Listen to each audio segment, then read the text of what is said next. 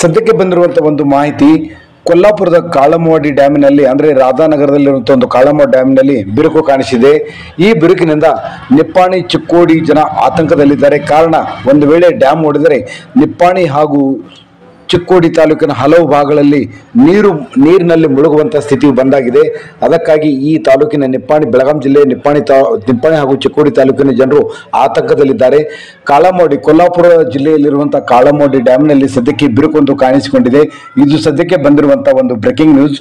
In case ಮಳೆ ಜೋರಾಗಿ ಬಂದ್ರೆ ಡ್ಯಾಮ್ ಒಡೆಯುವಂತಹ ಸ್ಥಿತಿ ಎದುರಾಗಿದೆ ಎಂದು ಕೆಲವು ನಾಗರಿಕರು ಮಾಹಿತಿಯನ್ನು ನೀಡಿದ್ದಾರೆ. ನೋಡೋಣ.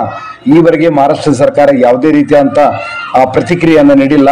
ಅಷ್ಟೇ ಅಲ್ಲದೆ ಈ ಡ್ಯಾಮಿನಲ್ಲಿ ಬಿಟ್ಟಿರುವಂತಹ ಬಿರುಕಿನ ಬಗ್ಗೆ ಯಾವುದೇ ಒಂದು ರಿಪೇರಿ ಅಥವಾ ಕೆಲಸವನ್ನು ಕೂಡ ಮಾಡಲಿಕ್ಕೆ ಮುಂದಾಗಿಲ್ಲ ಅನ್ನುವಂಥ ಮಾಹಿತಿ ಬಂದಿದೆ.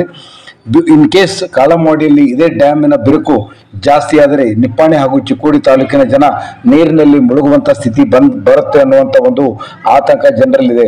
ಕಾರಣ, ಮಹಾರಾಷ್ಟ್ರ ಸರ್ಕಾರ ಎಚ್ಚೆತ್ತು ಬೇಗನೆ ಈ ಡ್ಯಾಮ್ನಲ್ಲಿ ಬಿಟ್ಟಂತ ಬಿರುಕನ್ನ ರಿಪೇರಿ ಮಾಡಬೇಕಂತ ಹೇಳಿ ಈ ಸಂದರ್ಭದಲ್ಲಿ ನಾವು ನಮ್ಮ ವಾಹಿನಿ ಪರವಾಗಿ ವಿನಂತಿಸ್ತೀವಿ.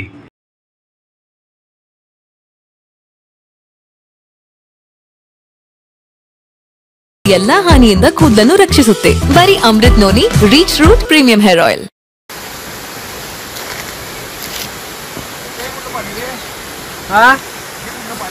चांगलं आहे पाणी.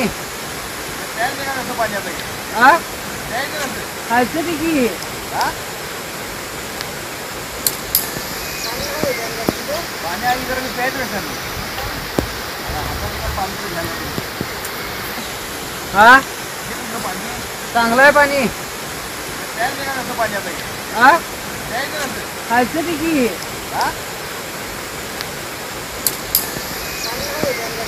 पाणी आली तर प्यायचं कसं.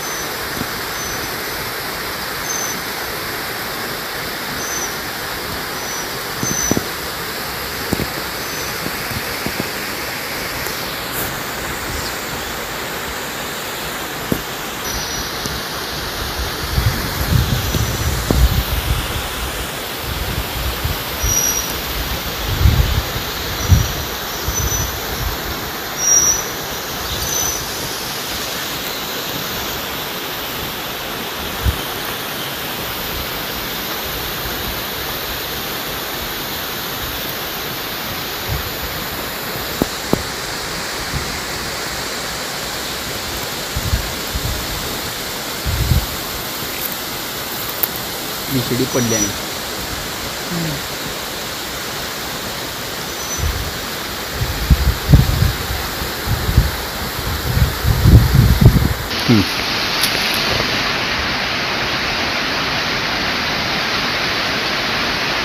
जवळून दिसू दे सगळं, खालून वर करून असेल आणि तिकडे पण फिरव जरा, ते बी पाण्याचं हे दिसतं. सिमेंटच्या याच्यातलं ती गळती आहेतच.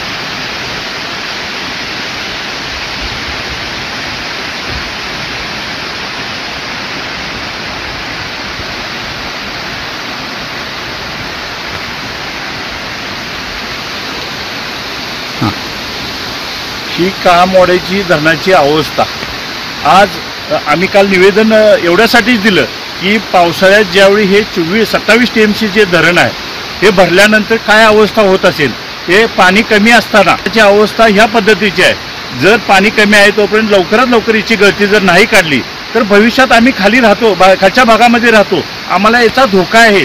तर शासनाने लवकरात लवकर त्याची काहीतरी कारवाई करून त्याची गळती काढण्याचे प्रकार ते लवकरात लवकर करावेत. ನನ್ನ ಜೀವನದಲ್ಲಿ ನಾನು ಮಾತ್ರವಲ್ಲ, ನನ್ನ ಕೂದಲು ಕೂಡ ಆಗಿರಬೇಕು ಸ್ಟ್ರಾಂಗ್ ಅಂಡ್ ಸ್ಟೈಲಿಶ್. ಬರೀ Amrit noni reach root premium hair oil ನೊಂದಿಗೆ. Reach root premium hair oil.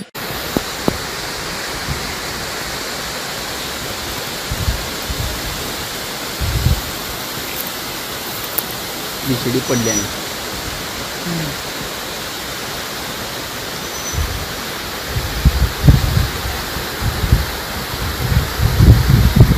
काळमवाडीसाठी मोठ्या प्रमाणात निधी आला होता गळतीसाठी, ते काम चालू झालेलं आहे. काय स्थिती? काळमवाडीला मागच्या काळात देखील सातत्यानं चर्चा होत होती. मधल्या काळात त्याला निधी मंजूर झाला. परंतु त्याचा DPR तयार करणं, नागपूरपर्यंत त्या सगळ्या प्रक्रिया गेल्या. आम्हाला अपेक्षा होती की काम त्याचं फेब्रुवारीमध्ये चालू झालं असतं तर या पावसाळ्याच्या आधी झालं असतं. आणि हा संपूर्णपणे सरकारचा निष्काळजीपणा आहे की हे काम मुदतीत पैसे मिळाले म्हणता मग काम का सुरू झालं नाही, टेंडर झालं म्हणता मग काम का झालं नाही. म्हणजे तांत्रिक मुद्द्यावर हे काम रेंगाळायचं म्हणजे प्रशासनावर कुठलाही दबाव त्या ठिकाणी नाही आहे. प्रायोरिटी कुठल्या कामाची ते कुठेही कोणाला कळत नाही. सगळेजण सत्तेच्या होती फिरत चाललेले आहेत. त्यामुळं प्रत्यक्ष फील्डवरचं काम याच्यात कुणाचाही गांभीर्य नाही आणि लक्ष नाही हे दिसून आलेलं आहे. कारण की पावसाळ्याच्या आधी पूर्ण करावं अशा सूचना सगळ्यांनी दिल्या असं आम्ही वर्तमानपत्रात वाचलं. म्हणजे राज्यातल्या सगळ्या प्रमुख पदावर असणाऱ्या सगळ्यांनी दिल्या होणार होणार होणार